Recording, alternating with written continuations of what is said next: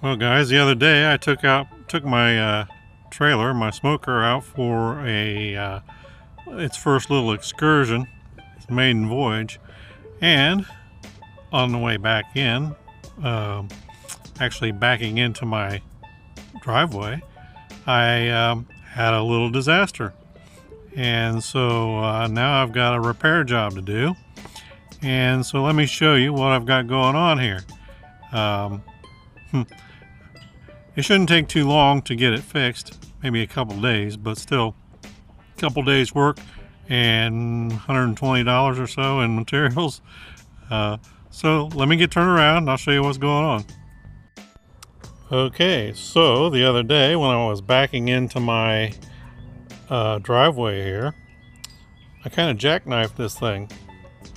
And you can see down here on the right here where it actually hit the bumper on my truck. So I guess I turned it too sharp. And so now I gotta fix things, because if you stand back here and look at it real good, things are way out of whack now. So what am I gonna do? I'm going to replace the whole tongue assembly on the trailer. And so let me here in a second I'll kind of show you what's happening there. This was a two-part problem. First is the V on the trailer itself, and how far out it sits away from the receiver there.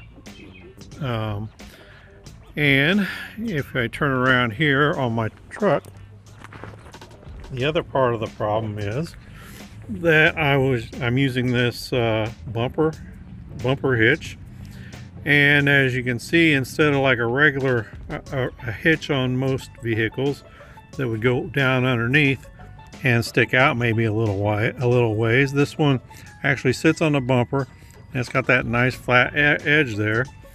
But the fact that it's got these wings clear out here onto the sides actually make that actually decreases the angle that you can back the trailer into.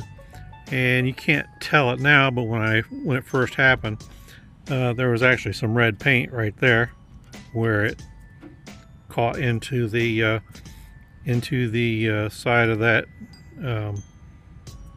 the V of the tongue on the trailer. So let me get some things set up so I can show you how I'm going to go about fixing this and help and try to reduce the chances of this happening again. So let me get turned around and I'll show you what's going to happen. Okay, so now you're going to have to use your imagination a little bit on this, because all this is actually going to be mounted under the rectangular frame there. And so what I'm doing, the receiver, the hitch receiver, which is the silver part here, is designed for 2.5 inch tubing, square tubing, which is what I've got right here. And I'm going to weld that up underneath the bottom of the actual frame of the trailer there, right dead center, coming out. And as you can see, it's going to stick out further than where the receiver is now, and there's a reason for that. That is, the longer a trailer is from its hitch, the longer the trailer is, the easier it is to back into without getting it all bent out of whack. So that's going to add about 2 feet onto the length of this trailer by doing this. I'm also going to keep the V coming out the sides there at the same angle, on each side, up underneath on the bottom. So that's where I'm headed with this. Now then, I'm going to have to do some cutting on this. For instance, I'm going to cut this. I'm going to have to cut this little pin hitch there on both sides, as well as as well as the mount where this mounts in up under the frame. That piece of angle there is going to have to come out of there, because this is going to be flush to the frame and welded to it. And I'm going to do the same thing over here. It's just going to be a whole lot more interesting up underneath all this expanded metal that I welded down. I think I can get it done. It's just going to be, like I said, interesting. So that's where I'm headed with this. So it's not going to happen tonight. I just got back from the steel yard a little bit ago, and I've got to go to a church missions meeting. I'm on a missions committee at church, so I got to go there here in a little bit. And so sometime, provided weather provided and all, I will get on this, and I'll show you what's happening as we go along. Stay tuned. Well, my friends, over the past few nights I have been working on this trailer tongue. As I told you, I needed to replace it, and I've been working pretty hard on it. So it's not totally finished yet. I have to rewire the trailer because of what I did, the way I did this. And so I'm going to end up running the wiring through the center of the tongue here, and I can't put the receiver on the end of it yet until I get the wires run up through the center of the 2.5 by 2.5 inch tongue that I ran up the middle. So let me get turned around. Let me show you how I've done this. Okay guys, so here we go. I totally redid this tongue, as I told you I was going to. This is the same jack. I cut that off the old one with a cutting torch because I had no choice, because it was welded on to the other one, just as it is on this one as well. So you see I've got this 2.5 by 2.5 square, and then I've got 1.5 by 2.5 rectangle coming out here to the sides. And you can see I just kind of went along about the way the old tongue went until I come out here where I've added approximately 2 feet on this. And you can see I've got the holes drilled for the receiver to go on this. There's the receiver from the old one. And you can see where I had a weld across the top. I'm not going to weld this again, because now I realize why it was bolted on in the first place. But the receiver will go on just like that, and it is designed for a 2.5 by 2.5 tongue on there. In fact, that's exactly what that part is off of the old one, and you can see the cut. You can see the cut on there where I crossed it with the cutting torch. So there we are. Now as soon as I get this thing rewired, I've got a new wiring harness. I'm just going to start from scratch and go at it again, and to just do it totally different. I may have to add an extension up the middle of this, because the wiring harness I have may not be long enough to go straight up the middle like that, but we're going to see. We'll just go at it and do what's necessary and get it done. And then once I get that done, you can see that I've gotten some pieces cut here, and those are going to be those are the beginnings of the start of the last part of the project, with the exception of painting. So I'm going to probably stop this. I haven't recorded lately, because really what I've been doing hasn't been all that exciting. You know, I've tore off the old tongue there, and I've went about manufacturing this one. Nothing terribly special to it, other than you can see where I carried it back to the second, I don't know, I'm going to call it joist. I don't know what they might call it, but I'll call it a joist.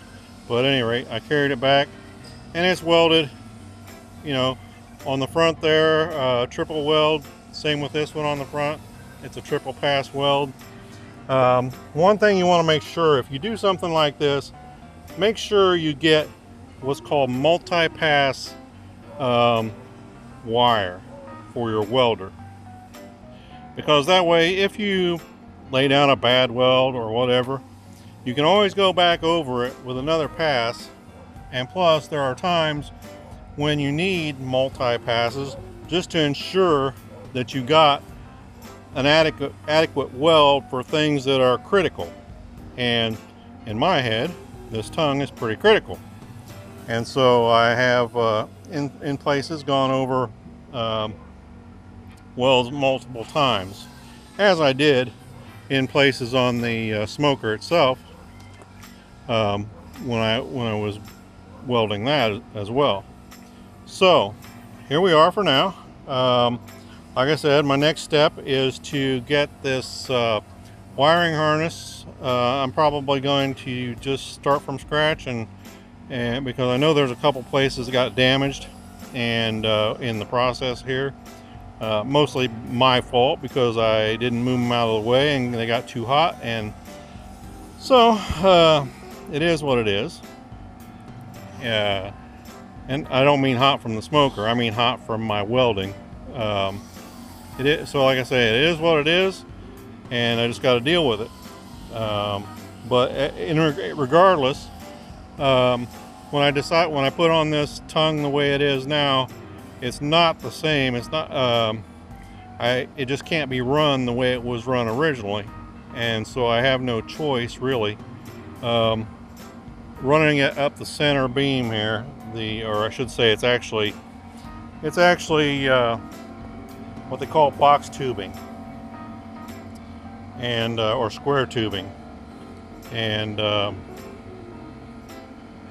best way to do it, I mean, for all purposes, is to run it straight up the middle, and it'll come right out up underneath the receiver, and it'll be protected running up through there. So there it is. Like I said, I'm going to stop this video for now, and I may put another one on here on this video before I close this one up, and we'll see yet. I don't know where I'm going exactly yet. We'll see. So stay tuned and keep watching. If this is the end of this video, I appreciate your watching, and like I say, stay tuned. If I add some more onto it, then don't worry, there'll be another one after. This well, I've only got one more main project before painting. There's going to be a lot to it, so stick with me. Okay guys, I am adding to this video because you're watching it, so I'm going to turn around. I got something going on here that I want to show you in regards to how I'm fixing up the wiring on this trailer here. So let me get turned around, show you what's going on. Okay, so let me show you what's going on with the pigtail here on the electrical connections for the trailer. And as you can see here, I've got the wires that came up out of the trailer and then also off of the truck here. And what I've done, I actually spliced into this existing wire, because the new, when I got this new wiring harness from Harbor Freight, it turns out the wire gauge is 12 gauge, whereas the original wire that came on the trailer was like 16 gauge. And so I spliced it in here, but I wanted to show you how I went about wrapping this. Actually, it's a little trick, and I did this on both sides, but I started wrapping down here, and I took the tape up and covered the bottom end of the plug, and then I'm taking it back the other direction, and I will take it all the way up as far as I can go with it, and then I'll come back a few inches, and then just like I did here, you see I've got these wire ties, or I call them zip strips, and so here they are. And you want to make sure, usually the black ones are UV resistant. You see this where it says extreme weather ties. Usually the black ones are UV resistant, and so they can take the weather a lot better than the white colored ones.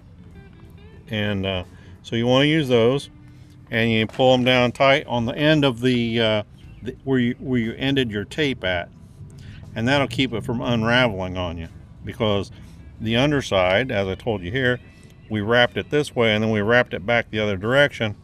And so what we want to do is kind of like frapping the end of a rope, and you take it up there to as far as I can go and then back down, and then once I end this here, then I'll wrap it with one of those zip strips, wire ties, and that'll keep it from unraveling on me. Now you want to make sure you get a good quality tape. You know, one of your big box stores, like it starts with an L or with a H or something like that, will have some good quality 3M tape, or Scotch 3M tape, and you want a good quality one. You don't want the ones that are plastic. This here is more of a vinyl and is much more soft and pliable than some of the cheap plastic ones. You know, you pay a little bit more for it, but it'll hold up for you. So I thought, you know, just something to interests me, and you know, maybe I'll help somebody else learn something. So that's what I wanted to show you, and I'll cut this off for now and see where we go. Alright guys, well, I've been working on painting the smoker like I told you I was going to, and so I got another little tip for you here, or a warning, however you want to say it. So let me get my camera turned around, and I'll show you what's going on here with some paint. So let's see what we got going. Okay guys, so I bought paint at 2 different times. I don't know, somewhere, maybe some of it was over the winter and some of it was over springtime. And you see they're both Rust-Oleum, and one says Ultra and the other one says just high heat. They both say high heat. One says Ultra, the other one doesn't. And so, you know, if you're not paying close attention, really the only thing that jumps out to you as being different, if you are paying close attention, and if you can get them side by side, you can see the one here has a flat black cap, where the other one has a kind of a glossy cap. And if you read the print here, it does tell you that this one has extra rich color semi-gloss sheen. However, it also says that it is heat resistant up to 1200 degrees. Well, this one also says that it's heat resistant up to 1200 degrees. So the real difference is the fact that one of them is flat black and the other one is semi-gloss. And so it makes a difference if you try to mix and match the two paints, which is what I ran into. And so, just a little word of warning to any of you. I'm not trying to particularly advertise Rust-Oleum, but they are in the big box stores that I go to. One starts with an L, the other one starts with an M, and they sponsor a race car in NASCAR, and one of their relatives actually drives the car with the same last name. So if you know who I'm talking about, you know what I'm talking about. So at any rate, there we go with the paint, and I'll just tell you right now that I have gone with the Ultra all the way over, but some of it I had to paint twice because I used the high heat, the flat black, but it didn't match, so I had to repaint over all that. So let's get turned around and I'll show you. Makes quite a difference. It's looking pretty sharp now.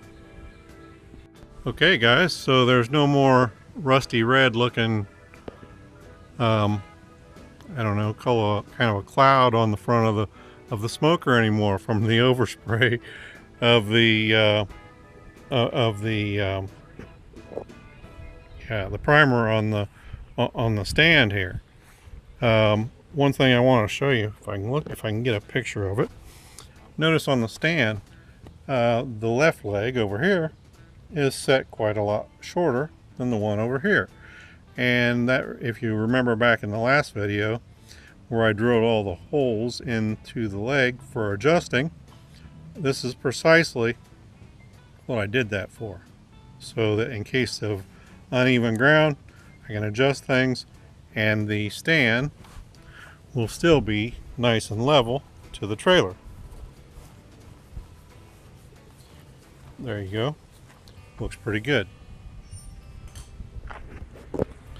So, as I tell you, I got the smoker all painted, looking pretty sharp now.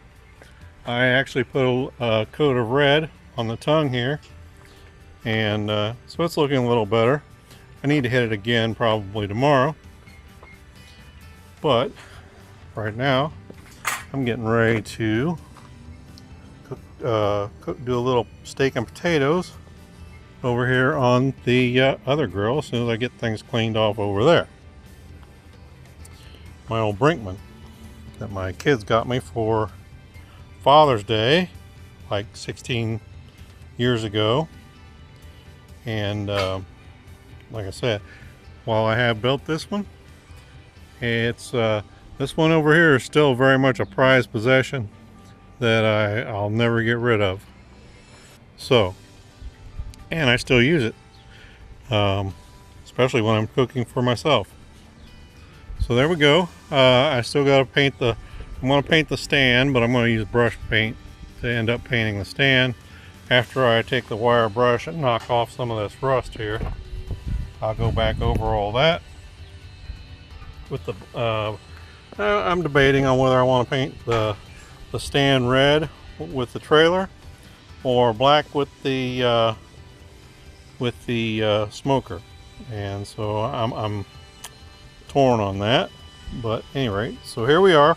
I am definitely closing this video here and now, and we'll see you on the next one. Stay tuned.